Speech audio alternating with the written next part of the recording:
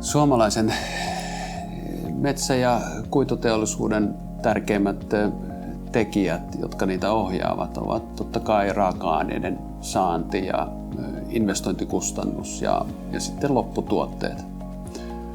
Tekoälyn suurimmat hyödyt suomalaisessa metsäteollisuudessa niin varmasti liittyy tähän tuotantotehokkuuden parantamiseen ja koko tehtaan optimointiin.